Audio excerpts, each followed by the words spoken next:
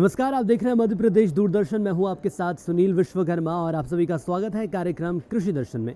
जैसा कि किसान भाइयों आप सभी जानते हैं कि कार्यक्रम कृषि दर्शन खेती किसानी को समर्पित एक ऐसा कार्यक्रम है जिसमें हम गांव किसान और खेत खलिहान की बात करते हैं। और जैसा कि किसान भाइयों आप सभी जानते हैं कि मानसून यानी कि बारिश का सीज़न आ गया है और इस दौरान किसान भाइयों के सामने सबसे बड़ी समस्या आती है कृषि यंत्रों के रखरखाव की। अगर किसान भाइयों के कृषि यंत्र ठीक नहीं है या ख़राब हो गए हैं या वो परेशान कर रहे हैं तो उसका सीधा असर आपके व्यवसाय में देखने को मिलेगा। तो जैसा कि अब आप समझ ही गए होंगे हम किस विषय पर आज बात करने वाले हैं। तो आज हम बात करेंगे बारिश के मौसम में कृषि यंत्रों के रखरखाव की, और इस विषय पर जानकारी देने के लिए हमारे साथ एक बेहद खास मेहमान मौजूद है। मैं आपका परिचय उनसे करा देता हूं। हमारे साथ बलराम कुमार गुमास्ता जी जुड़े हुए हैं। सर, आपका बहुत स्वागत है। आप पूर्व मुख्य तकनीकी अधिकारी कृषि अभियांत्रिकी संस्थान नवीबाग से हमारे बीच मौजूद हैं। सर, लंबा समय खेती किसानी के क्षेत्र में और किसान भाइयों के बीच आपने बिताया है। आपके अनुभव को देखते हुए सबसे पहले सवाल मैं आपसे यही करना चाहूँगा कि कृषि यंत्रों का महत्व आखिर किसान भाइयों के लिए क्या है?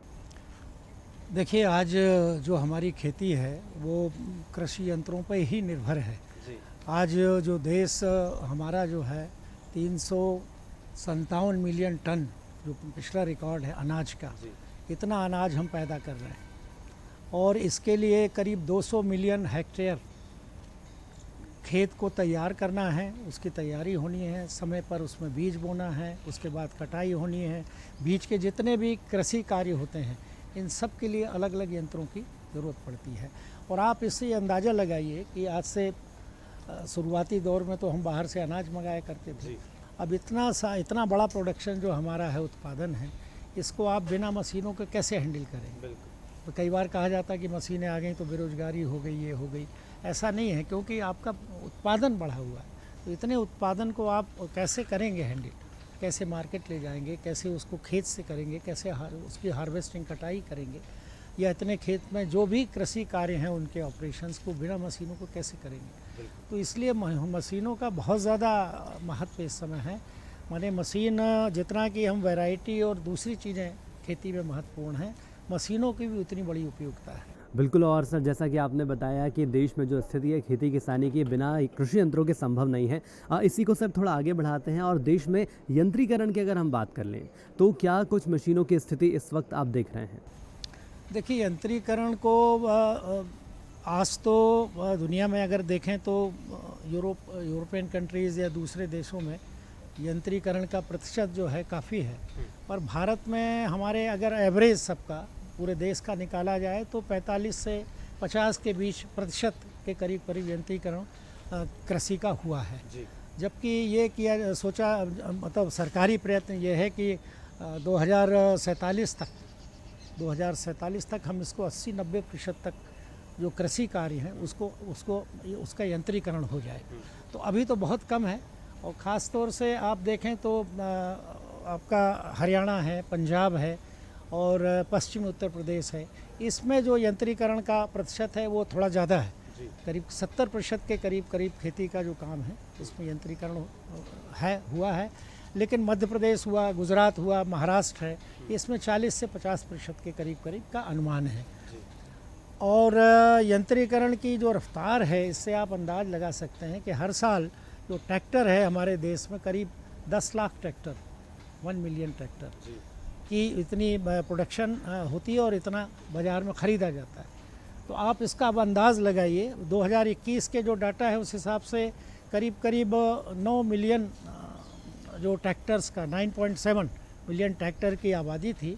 और हर साल उसमें अगर आप जोड़िए, 23 का बता रहा हूँ डाटा, अगर 26 तक आते हैं तो हर बार 10-10 लाख उसमें जोड़ते जाइए तो ये करीब 1 करोड़ 20 लाख करीब ट्रैक्टर की पॉपुलेशन हो जाती है। तो इतना जिस गति से हमारा ये अभियंत्रीकरण हो रहा है, हम उम्मीद करते हैं कि आपका 2047 तक बाकायदे हम 80 से 90% तक कृषि का अभियंत्रीकरण हो जाए। बिल्कुल सर, बहुत ही अच्छी बात आपने यहाँ पर बताई है। जिस तरह से कृषि का अभियंत्रीकरण जो बढ़ता जा रहा है, मशीनीकरण बढ़ता जा रहा है, और साफ तौर पर भी कहा जा सकता है कि आत्मनिर्भर भारत की दिशा में भी बड़ा कदम सरकार के द्वारा ये उठाया जा रहा है। सर, अब वापस हम विषय पर आते हैं और अब ये समझना चाहेंगे आपसे किसानों की मूलभूत समस्याओं की अगर मैं बात करूँ तो अब बारिश के मौसम में कृषि यंत्रों को जंग से किसान भाई कैसे बचाएं, क्योंकि ये बहुत बड़ी समस्या हमारे किसान भाइयों के सामने आती है। बहुत बढ़िया ये प्रश्न है और समसामयिक भी है। बरसात के काम भी चल रहे हैं, खेती खरीफ की बोनी भी चल रही है, खेतों की तैयारी भी चल रही है, लेकिन बहुत सी मशीनें ऐसी हैं जिनका अभी उपयोग नहीं है जी। और ये जो बोनी और इसकी पूरी तैयारी है, ये मुश्किल से 15-20 दिन 25 दिन का काम खेती का होता है। उसके बाद ये सब मशीनें भी, जो खेत की तैयारी की मशीनें हैं या बोनी की मशीनें हैं, इन सबको भी आपको सुरक्षित रखना है, बिल्कुल। बरसात से आपको बचाना है। तो इसके लिए सबसे पहली बात तो ये है कि ये कोई सुरक्षित जगह हो, थोड़ी सी ऊंची हो, जहाँ पानी का भराव नहीं हो, और वहाँ आप मशीनों को रखें जहाँ साफ़ सुथरा हो, सूखा हो।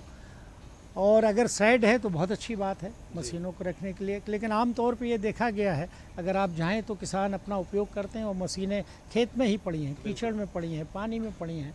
और ये सब चीज़ें आप देखें, चूँकि ज़्यादातर उपकरण जो हैं वो लोहे उसमें उपयोग होता है, कुछ हिस्से स्टील के बनाए जाते हैं, कुछ हिस्से जो हैं वो स्प्रिंग स्टील के होते हैं, टाइन्स वगैरह जो हैं जिसमें जिनको शॉक एब्जॉर्ब करना होता है जी।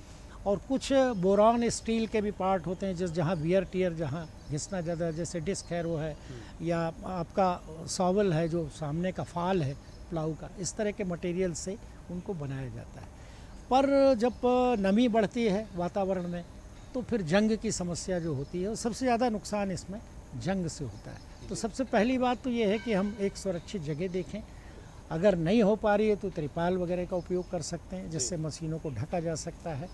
और उसके पहले ये बहुत ज़रूरी है कि जो मशीन हम उसमें रख रहे हैं उसकी विधिवत साफ़ सफाई होना ज़रूरी है। अब ये निर्भर करेगा कि हर यंत्र में क्या क्या चीज़ ज़रूरी है, इसको हम उस तरह से अलग अलग समझ सकते हैं बिल्कुल। कि खेती में कौन कौन सी मशीनें उपयोग हो रही हैं, किस समय आपको खरीफ में अभी कौन सी मशीन को अंदर रखना है आपको सुरक्षित, और उसको अगर रखना है तो किस तरह की उसकी कार्यप्रणाली है ये भी मालूम होना चाहिए किसान को, और उनके कौन कौन से हिस्सों को हमें क्या क्या सावधानी उसमें लेनी होगी। बिल्कुल सर, इसी को हम विस्तार से समझेंगे। लेकिन सबसे पहले ट्रैक्टर की अगर हम बात कर लें तो सर क्यों ये कहा जाता है, आमतौर पर मैंने बहुत लोगों के मुंह से सुना भी है कि आप ट्रैक्टर का इस्तेमाल कर रहे हैं, किसी ऐसे बड़े यंत्र का इस्तेमाल कर रहे हैं तो खुले में ना रखें।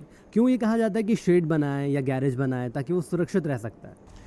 बहुत ज़रूरी है पानी, और उससे जैसा कि मैंने बताया कि बहुत कॉम्प्लेक्स मशीन है ट्रैक्टर जो है। अब ट्रैक्टर का एक तो इंजन वाला हिस्सा है, फिर पावर ट्रांसमिशन का हिस्सा है, तो इसमें अगर वो आपका ऑर्डर में नहीं होगा या ट्रैक्टर तैयार नहीं होगा, जिसकी ज़रूरत हमेशा, भाई वो तो मेन हमारा शक्ति का सोर्स है किसान के लिए, तो बहुत ज़रूरी है कि उसकी रख रखाव ट्रैक्टर का, जिसमें आपको ऑयल का देखना है कि उसमें प्रॉपर ऑयल है कि नहीं, उसका लेवल प्रॉपर है कि नहीं, उसमें जो फ़िल्टर्स हैं उनको ज़रूर, क्योंकि धूल धक में चलता है, वो फील्ड में चलता है तो फ़िल्टर की प्रॉब्लम हो सकती है। ये आपको इलेक्ट्रिकल कनेक्शंस आपको बैटरी वगैरह का देखना है कि उसमें किसी किस्म का कोगुलेशन तो नहीं है, बैटरियों में कोई इस तरह का केमिकल तो नहीं जमा है, तो वो बैटरी की लाइफ को, बैटरी का अगर वो ये वाली लेक्लांसी वाली है, लिक्विड बैटरी है, तो आपको उसकी लेबलिंग का भी ध्यान रखना है, उसमें आपको डिस्टिल वाटर बराबर डालना है। और उसके बहुत सारे पार्ट ऐसे हैं जिनको कि आपको सुरक्षित रखने के, पीटीओ है जैसे, उसे पावर टेक ऑफ यूनिट, पीछे से आपको उसको बाकायदे आपको बंद करके रखना है कि उसमें कीचड़ तो नहीं है, उसकी बाकायदे जहाँ जहाँ ग्रीसिंग पॉइंट्स हैं वो निपिल से आपको ग्रीस भी वहाँ देना है ना। तो ये बहुत सारी सावधानियों की ज़रूरत है जो नॉर्मल मेंटेनेंस के साथ साथ जब आप उसको रख रहे हैं मशीन को कहीं, तब भी इन बातों का ध्यान रखने की ज़रूरत है। इससे होगा ये कि जैसे ट्रैक्टर है उसका जो जीवन है 10 से 15 साल का कंपनी आंकती है उसको।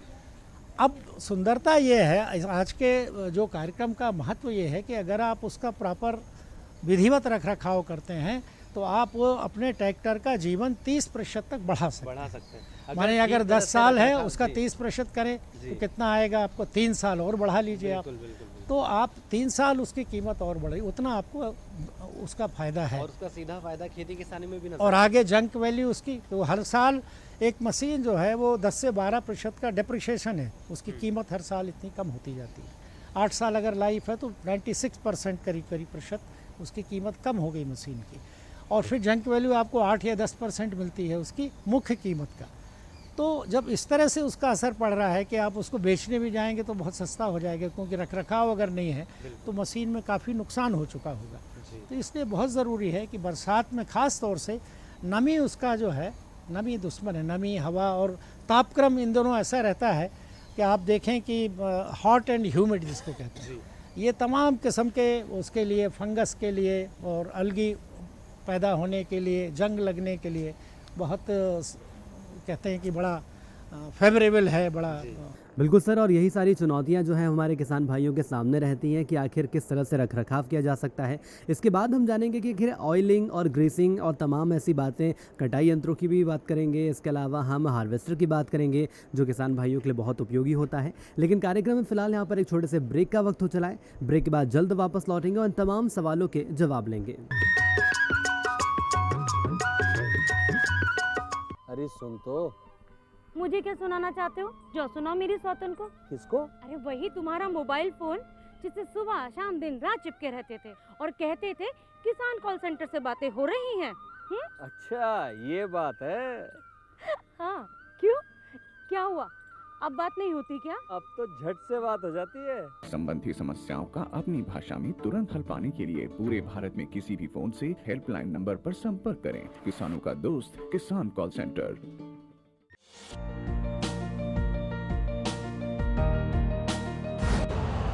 यूरिया का स्वदेशी उत्पादन 70 लाख टन बढ़ाने के लिए 6 उर्वरक संयंत्रों का उद्धार किया जा रहा है। FCIL के गोरखपुर, सिंदरी, तलचर और रामागुंडम संयंत्र, HFCL की बरौनी इकाई और BVFCL की नामरू फोर्थ। सोने पर सुहागा ये है कि देश में अब बनेगा सिर्फ नीम लेपित यूरिया, क्योंकि इससे होगा किसानों का फायदा ही फायदा। अनाज का उत्पादन 10% तक बढ़ेगा। बढ़ेगी 10 से 15% नाइट्रोजन क्षमता।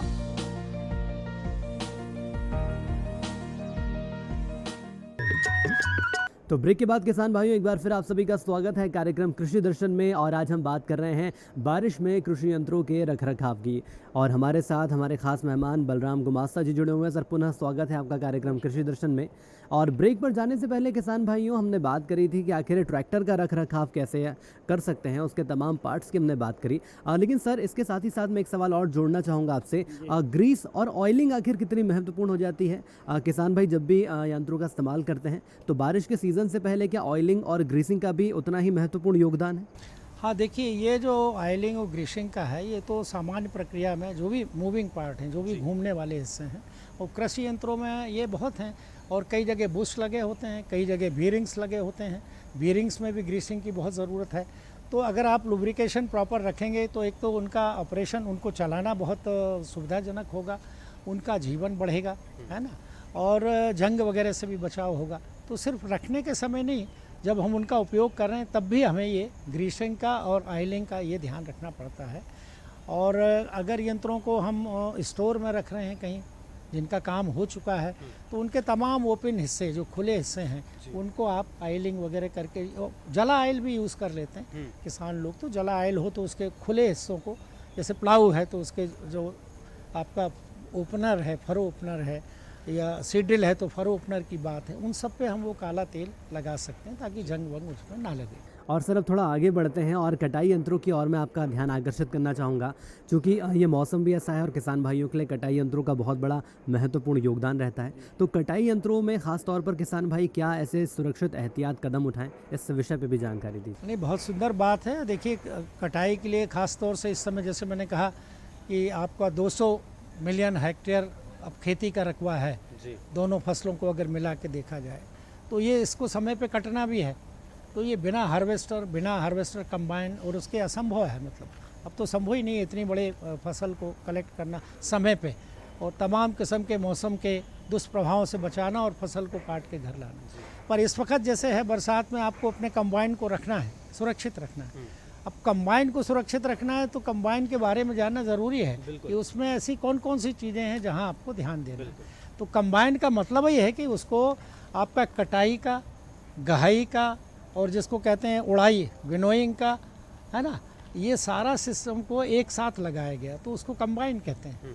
अब आप देखें तो उसमें पहले कटर बार है, रीपर है उसमें, तो उसके साथ रील लगी हुई है, वहाँ भी मूविंग पार्ट है, कटर बार की ब्लेड्स हैं, उन सब में आपको प्रॉपर ऑयलिंग वगैरह करके रखना है। उनके रजिस्ट्रेशन को भी देखना है, कोई ब्लेड टूट गई है तो उसको भी रिप्लेस करना है, क्योंकि वही काटती है। फिर आप थ्रेशर में आ जाइए। थ्रेशर, उसमें स्ट्रेट थ्रू थ्रेशर होता है, वैसा नहीं होता जैसे गेहूं वगैरह को आप थ्रेशिंग करते हैं। इसमें क्या होता है, सिर्फ ईयर हेड्स जो बाल है उसको रगड़ के दाना निकालना है और बाकी पीछे जो स्ट्रा वॉकर है उस पर फेंक देता है। तो वो स्ट्रा वॉकर मतलब स्ट्रा उसमें चलता हुआ पीछे की तरफ जाता है। तो स्ट्रा वॉकर है, उसमें देखना है आपको कोई टूट फूट तो नहीं हुई है, अगर है तो उसको देखना है। उसके नीचे जालियाँ लगी हुई हैं, जालियों को बराबर साफ़ करना है, कोई अनाज का कण, भूसा, इस तरह की चीज़ उसमें फंसी हुई ना हो।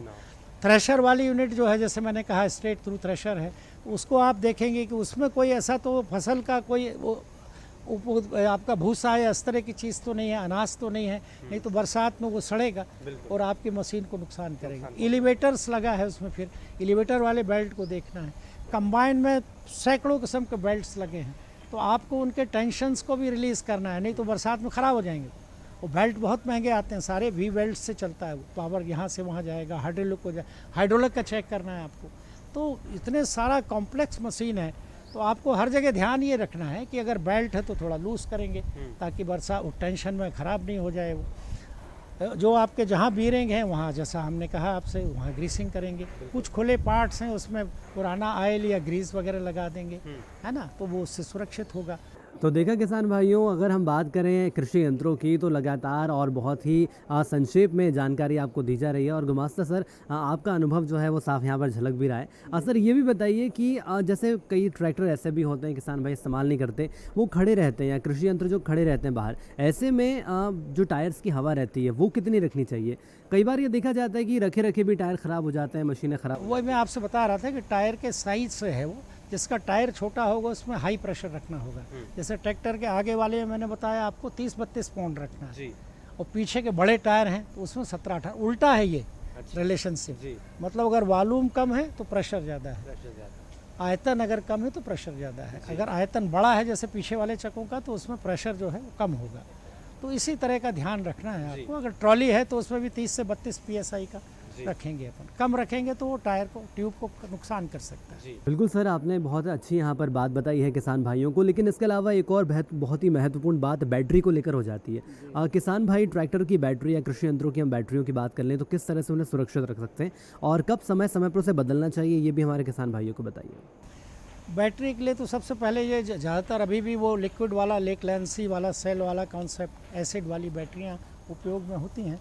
तो उनमें तो जैसा मैंने कहा कि आपको बाकायदे ये देखना है कि डिस्टिल वाटर वगैरह टाइम पर डाल के उसको, नहीं तो वो सेल जो होता है एल्यूमिनियम का एकदम गल जाते हैं और आपकी बैटरी जल्दी ख़राब हो जाती है। फिर टर्मिनल्स पे आप उसको पेट्रोलियम जेली वगैरह लगा सकते हैं, जिसमें कोगुलेशन हो जाती है केमिकल, और उसकी वजह से करंट ड्रॉ करने में बैटरी की जो फंक्शनिंग है, जो कार्य प्रणाली है, वो प्रभावित होती है। तो इस तरह से आप रखें, और सूखी साफ जगह पर रखनी है, बैटरी को भी बचाना है।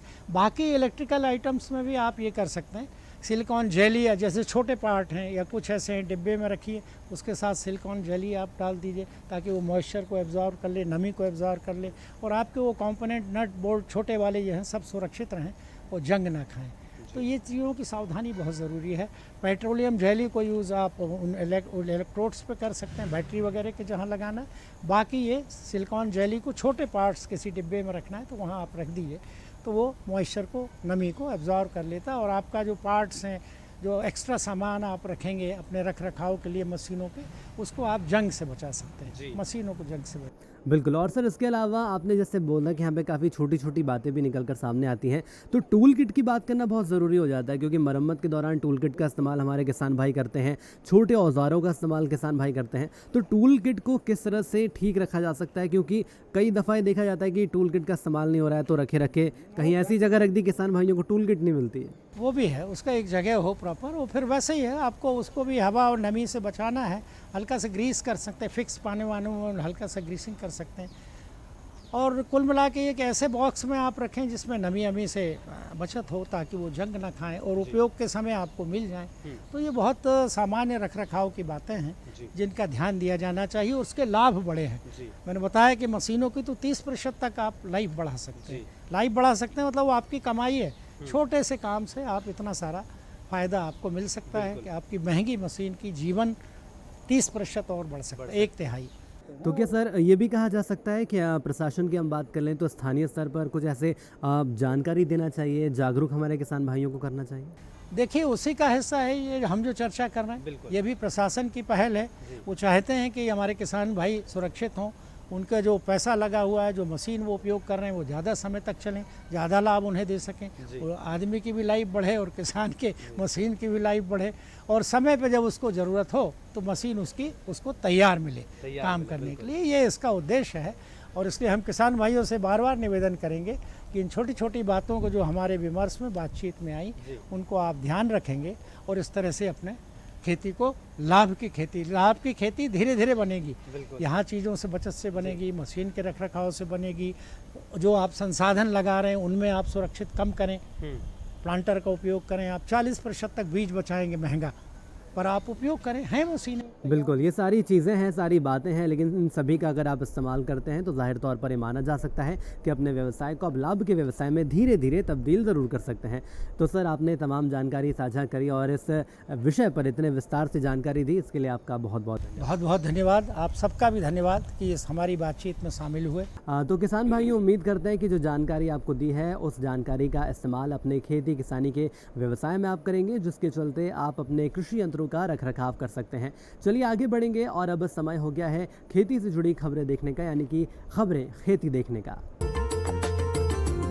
नमस्कार, खबरें खेती की में आपका स्वागत है। आइए पहले देखते हैं मुख्य समाचार।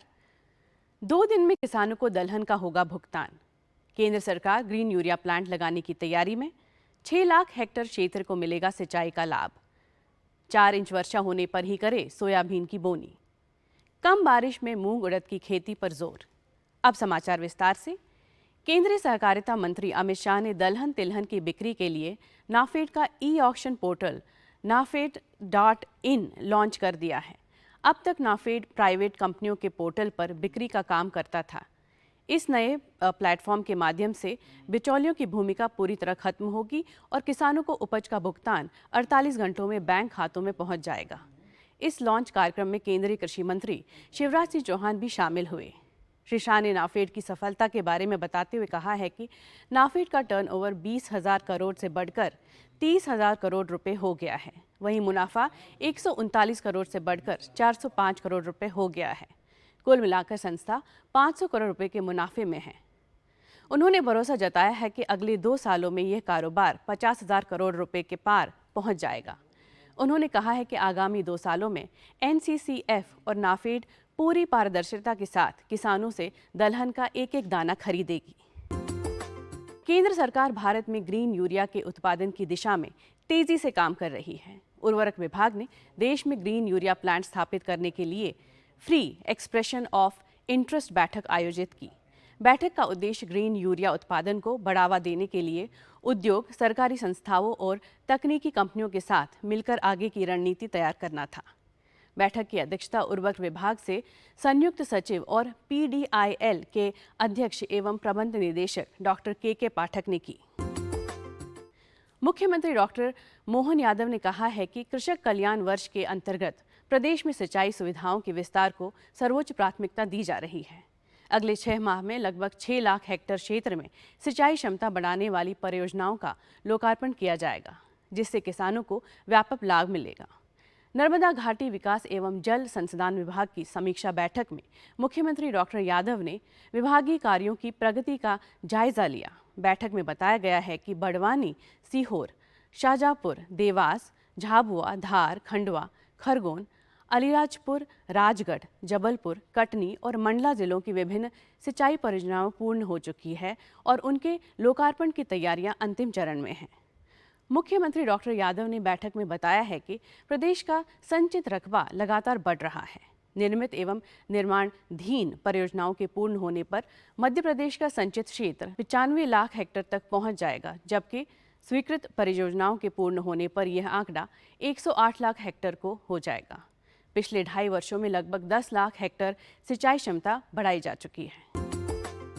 इस साल मानसून की अनिश्चितता के रहते हुए किसान कल्याण तथा कृषि विभाग ने खरीफ 2026 का कार्यक्रम घोषित किया है। कृषि संचालनालय से प्राप्त जानकारी के अनुसार चालू खरीफ सीजन में 150 लाख हेक्टेयर में खरीफ बुवाई का लक्ष्य रखा गया है। सबसे अधिक 54 लाख हेक्टेयर में सोयाबीन बोने की तैयारी है। धान की बुवाई 40 लाख हेक्टेयर में प्रस्तावित है। मक्का की बुवाई 27 लाख हेक्टेयर में की जाएगी।